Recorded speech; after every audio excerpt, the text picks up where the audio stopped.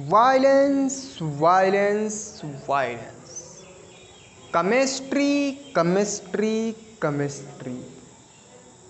पूरे ब्रह्मांड में केमिस्ट्री, पूरे विश्व में केमिस्ट्री, घर में केमिस्ट्री, जगत में केमिस्ट्री। ये साला है क्या chemistry? Chemistry is most important of life. ये केमिस्ट्री एक लाइफ का पार्ट है। केमिस्ट्री के बिना आप कुछ नहीं कर सकते। अगर जो केमिस्ट्री नहीं आती है तो आप आधे अधूरे हैं। आप आधे अधूरे हैं और रहेंगे। Violence violence violence. हेलो साथियों, कैसे आप सभी? मैं एक बार फिर से आलोक मोरे जी हाईटेक क्लासेस में आपका हार्दिक स्वागत करता हूं। तो लगातार बने रहिए हमारे यूट्यूब चैनल जी हाईटेक क्लासेस के साथ। देखो, तो आज मैं बताऊंगा आप लोगों को उसी के आगे का नेक्स्ट टॉपिक जो हमारे पास होगा। क्लास 10th साइंस होगी, चैप्टर नंबर 1 होगा हमारे पास, रासायनिक अभिक्रियाएं एवं समीकरण। ठीक है, जिसमें के लेक्चर 1, 2, 3, 4, 5 हो चुके हैं हमारे पास में, और लेक्चर नंबर आज हमारे पास में होगा 6। लेक्चर नंबर जो 6 होगा उसमें मैं आप लोगों को बताऊंगा ऊष्मा क्षेपीय अभिक्रिया और ऊष्मा शोषी अभिक्रिया, और संक्षारण बताऊंगा, विकृत गंधिता बताऊंगा क्या होती है, और यहीं पर लेसन का एंड होता है। तो आज देखो मैं बता रहा हूं आप लोगों को। आई होप बिल्कुल आप लोगों को ये समझ में आया होगा। अगर जो हमारे वीडियो पर चैनल पर नए हैं, अगर जो हमारा वीडियो देख रहे हैं, अगर जो चैनल पर नए हैं, तो हमारे चैनल को लाइक करें, शेयर करें और सब्सक्राइब करें।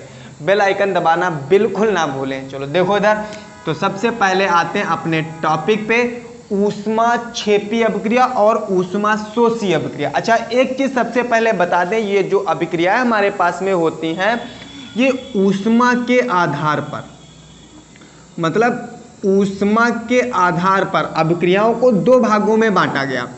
ऊष्मा के आधार पर अभिक्रियाएं 2 प्रकार की होती हैं। अभिक्रियाएं 2 प्रकार की होती हैं, 2 प्रकार की। कौन कौन सी? नंबर 1 जो हमारे पास में होती है ऊष्मा क्षेपीय अभिक्रिया, ऊष्मा क्षेपी अभिक्रिया, ऊष्मा क्षेपी अभिक्रिया।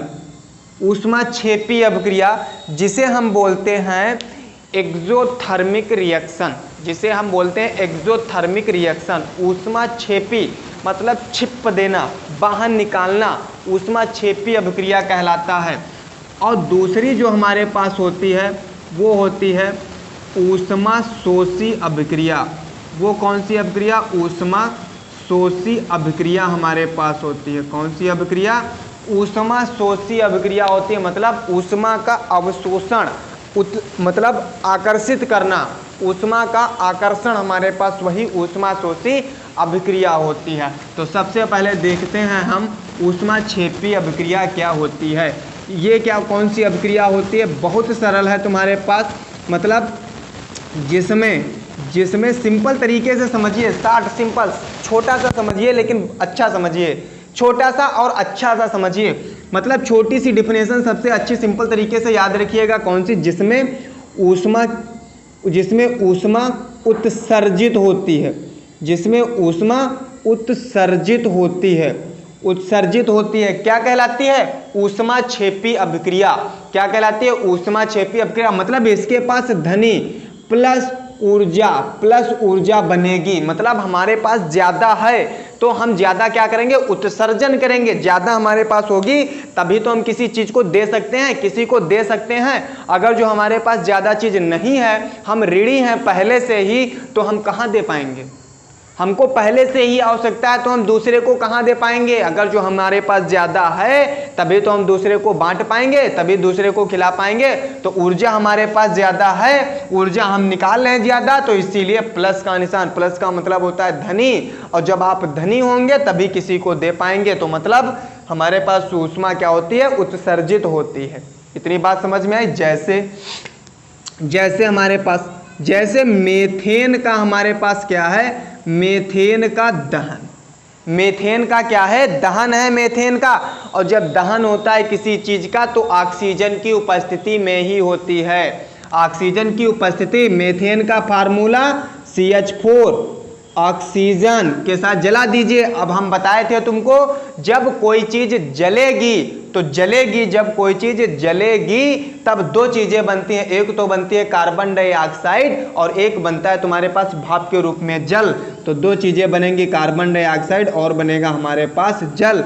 मीथेन 4 हमारे पास, इधर 4, ऑक्सीजन 2 और 2 4, ऑक्सीजन 2 और 2 4, और प्लस में साथ में क्या उत्सर्जित होगी, ऊष्मा या ऊर्जा, प्लस ऊर्जा लिख लीजिए या ऊष्मा लिख लीजिए, ठीक है। ये प्लस की हमारे पास में हो गई। इतनी बात आई समझ में, इतनी बात आई समझ में। दूसरा एग्जाम्पल, बहुत सारे एग्जाम्पल हमारे पास में हैं, जैसे श्वसन एक ऊष्माक्षेपी अभिक्रिया तुम्हारे पास है। जब हम सांस लेते हैं तब भी हमारे पास एक क्या है, ऊष्माक्षेपी अभिक्रिया है, क्योंकि इसमें ऊष्मा उत्पन्न होती है, इसमें ऊष्मा का उत्सर्जन होता है। श्वसन के दौरान हमारे शरीर में विभिन्न कोशिकाएं जो होती हैं, ग्लूकोज को ऑक्सीजन के द्वारा मंद दहन होता है, ग्लूकोज का ऑक्सीजन के द्वारा मंद दहन होता है, जिससे ऊर्जा उत्पन्न होती है। यह ऊर्जा हमारे शरीर की ऊष्मा को बनाए रखती है। तो रिएक्शन हमारे पास कौन सी, ग्लूकोज ले लीजिए और ऑक्सीजन ले लीजिए, ग्लूकोज और ऑक्सीजन ले लीजिए, क्या हमारे पास बन जाएगा, कार्बन डाइऑक्साइड जल, और क्या बन जाएगा, ऊर्जा बनेगी हमारे पास, ठीक है। इतनी बात समझ में आई आप लोगों को। जैसे हमारे पास और भी हमारे पास हैं, जैसे साग हो गया, सब्जियां हो गई हमारे पास, वनस्पति हो गई हमारे पास, इनका जो विघटन होता है, विघटन जो होता है वो कंपोस्ट, जो विघटन होकर के कंपोस्ट खाद बनाई जाती है, वो हमारे पास एक ऊष्माक्षेपी ही अभिक्रिया है। कौन सी अभिक्रिया, ऊष्माक्षेपी ही अभिक्रिया हमारे पास में है। तो इतनी बात आप लोगों को समझ में आई। जैसे ग्लूकोज हमारे पास था, ग्लूकोज का C12H22O11 प्लस का हमारे पास ऑक्सीजन के साथ अभिक्रिया होगी, क्या बनेगा, कार्बन डाइऑक्साइड और क्या बनेगा, जल।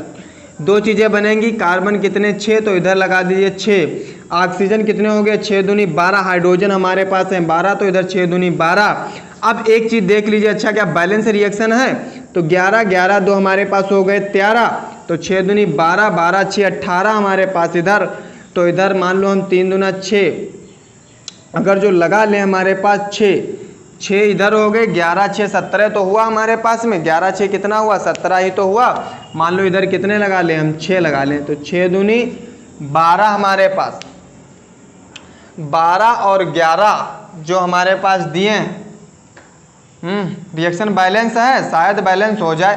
कार्बन कितने 6, कार्बन कितने 6, ऑक्सीजन हाइड्रोजन कितने 12, हाइड्रोजन कितने हमारे पास 6 दूनी 12 हाइड्रोजन, ऑक्सीजन हमारे पास कितने 12 और इधर 11 हमारे पास, 12 11 हमारे पास हो गए 23, इधर ऑक्सीजन 23, इधर हमारे पास कितने 6 दूनी 12 और 6 18 ऑक्सीजन। रिएक्शन बैलेंस नहीं है, रिएक्शन आप लोग बैलेंस कर लीजिएगा, ठीक है। रिएक्शन बैलेंस कर लेना, कोई टेंशन मत लेना। प्लस का हमारे पास क्या हो गया, ऊर्जा। ये तुम्हें घर के लिए होमवर्क है, रिएक्शन बैलेंस करने के लिए, ठीक है। इतनी बात समझ में आई, रिएक्शन बैलेंस करने के लिए होमवर्क तुम्हारे पास। ये हमारे पास तो इतनी बात हो गई, ये तो बात हो गई ऊष्माक्षेपी की अभिक्रिया। अच्छा जैसे एक और एग्जांपल ले लेते हैं, जैसे हमारे पास एग्जांपल CaO है, इसको जल के साथ, मतलब ये बिना बुझा हुआ चूना और इसकी जल के साथ अभिक्रिया कराओ, क्या बन जाएगा, CaOH का होल ट्वाइस बनेगा। बिना बुझा हुआ चूना प्लस हमारे साथ में उत्सर्जित क्या होगी, ऊष्मा या ऊर्जा उत्सर्जित होगी, हमारे पास ऊष्मा मिलेगी। जो पोताई वाला चूना होता है उसको लाते हैं किसी परात में या किसी पात्र में, हम उसको क्या करते हैं, भिगोते हैं, देखते हैं, बाद में पकड़ के उसको क्या हो जाता है, वो गर्म होता है ना, पात्र गर्म होता है, और जब पात्र गर्म होता है हमारे पास में तो वही हमारे पास ऊष्मा निकलती है, और जब ऊष्मा निकलेगी तो हमारे पास क्या बनेगा, ऊष्माक्षेपी अभिक्रिया बनेगी। कौन सी अभिक्रिया, ऊष्माक्षेपी अभिक्रिया बनेगी। जस्ट इसका जो उल्टा भाग हमारे पास में होगा वो कौन सी अभिक्रिया कहलाएगी, ऊष्मा शोषी अभिक्रिया कहलाएगी। तो इतनी बात समझ में आई आप लोगों को, जस्ट नोट कर लीजिए, तो स्क्रीनशॉट ले लीजिए तुरंत, आप लोग नोट कर लीजिए, तो स्क्रीनशॉट ले लीजिए इसका। चलो इधर देखो, उसके बाद बात आती है ऊष्मा शोषी अभिक्रिया की। किसकी बात आती है, ऊष्मा शोषी अभिक्रिया की। ये जो हमारे पास ऊष्मा शोषी अभिक्रिया दी गई है, ये मतलब बात ऊष्माशोषी अभिक्रिया की आती है। ऊष्माशोषी का मतलब जिसमें तुम्हारे पास क्या, ऐसी अभिक्रिया जिसमें तुम्हारे पास ऊष्मा की क्या होती है, ऊष्मा की आवश्यकता होती है। ऊष्मा की क्या होती है, आवश्यकता होती है। क्या कहलाती है, ऊष्मा शोषी अभिक्रिया कहलाती है। मतलब इसमें तुम्हारे पास ऋण का निशान लगेगा, इसमें तुम्हारे पास ऋण का निशान लगेगा, इतना ध्यान रखना। काहे का निशान लगेगा, ऋण का निशान लगेगा। ऊर्जा या ऊष्मा दोनों चीज, कोई टेंशन मत लीजिएगा।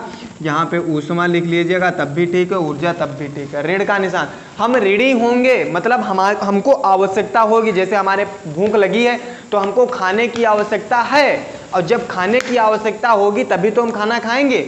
या तो है नहीं कि हमारा पेट बहुत फुल है और हम खाना भी ना खाएं, पेट फुल है और खाना हमारे सामने आ जाए, हमको आवश्यकता है नहीं और हमको दिया जाए तो हम कैसे खाएंगे जब आवश्यकता है नहीं हमको।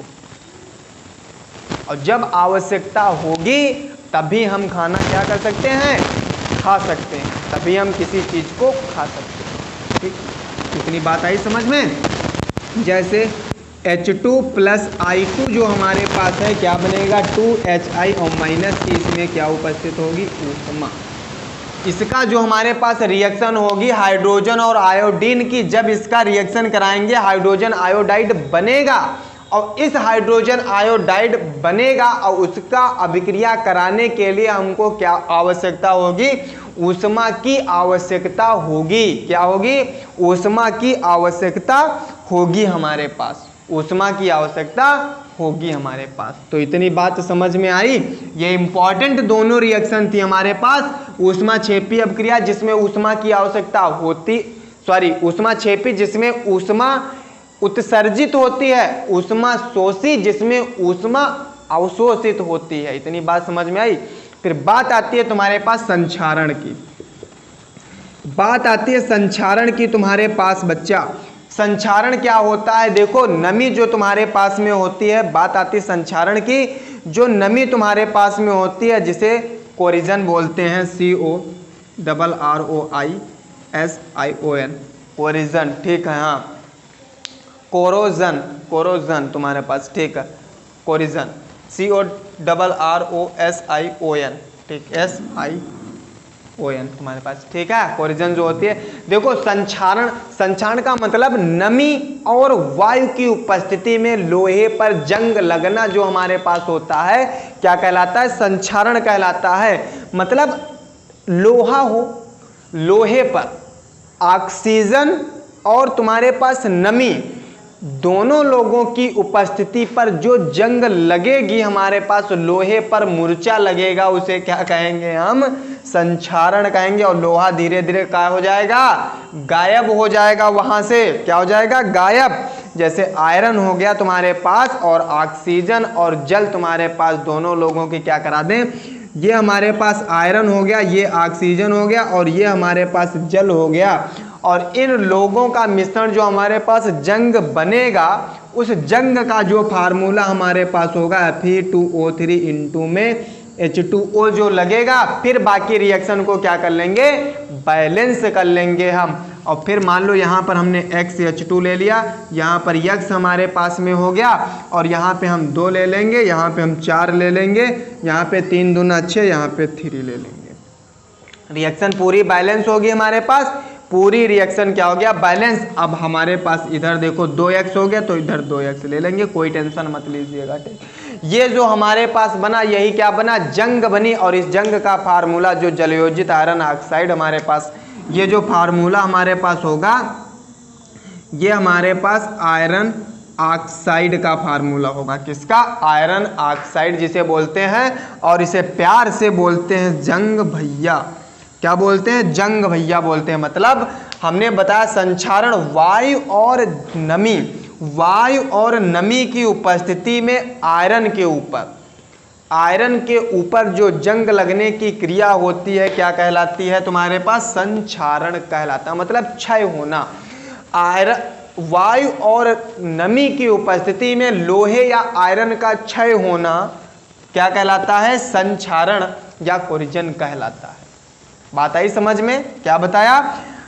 ऑक्सीजन और नमी की उपस्थिति में लोहे का क्षय होना संक्षारण कहलाता है तुम्हारे पास। बात आती है उसके बाद में विकृत गंधिता। विकृत गंधिता तुम्हारे पास बहुत सरल बात। विकृत गंधिता जो होती है बहुत ही अच्छा टॉपिक तुम्हारे पास में है। विकृत गंधिता जो टॉपिक है, विकृत गंधिता का बहुत अच्छा टॉपिक।